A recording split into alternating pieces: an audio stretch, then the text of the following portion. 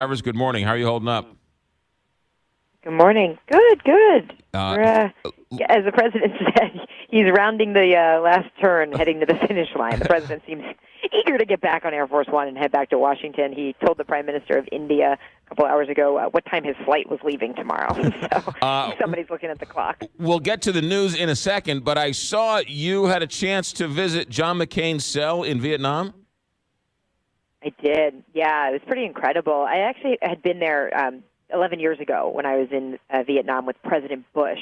And here's an interesting thing that changed. I went back and found my photos from that trip, and there was a picture of a display that said it was John McCain's flight suit, what he was wearing when he landed after being shot down over Hanoi.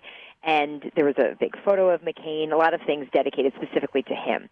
It wasn't there anymore, which is interesting. The flight suit was generic, just said the flight suit worn by a naval aviator who had been captured, imprisoned here. Right. And went back and did a little Googling and found that he, when he came in 2009 to Vietnam, took issue with it being his. He said it didn't look like what his boots looked like, and it didn't have his tags on it.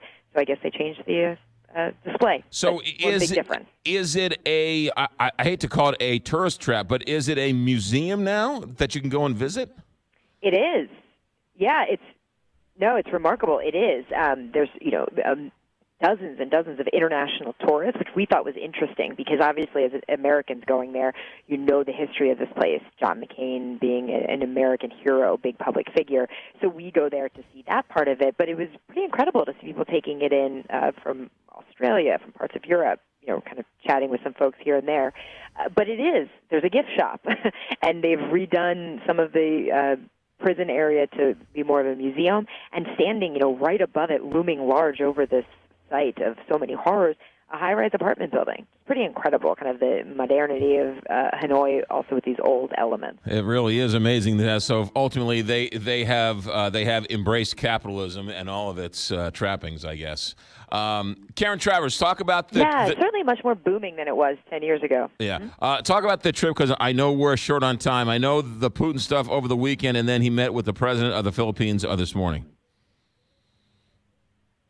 Yeah, he did. And, that was kind of being billed as like the highlight centerpiece of this stop in Manila. Certainly a controversial meeting. Was the president going to talk about human rights? No indications from their photo op before the meeting of what they were going to get into. It was very much, we get along, great relationship. The White House says that he did talk about human rights briefly with President Duterte. Came up in the context of the Philippines' big push on illegal drugs. That's how the White House phrased it. And then quickly, Putin, it seems like there was so much blowback from President Trump criticizing his own intelligence agencies that he had to walk that back a little bit at some point this weekend?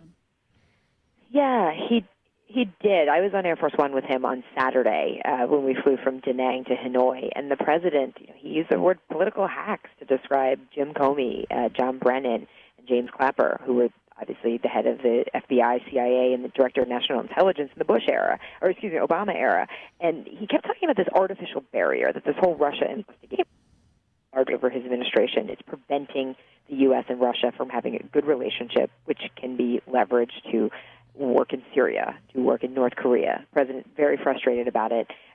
But when asked, do you believe Vladimir Putin when he tells you again and again that he didn't do this, he says, I believe that he means it when he says it. Doesn't say he believes him, though. Karen Travers, great job. Try and get some sleep. Have a good trip back, and we'll talk to you back on this side of the world. Thanks.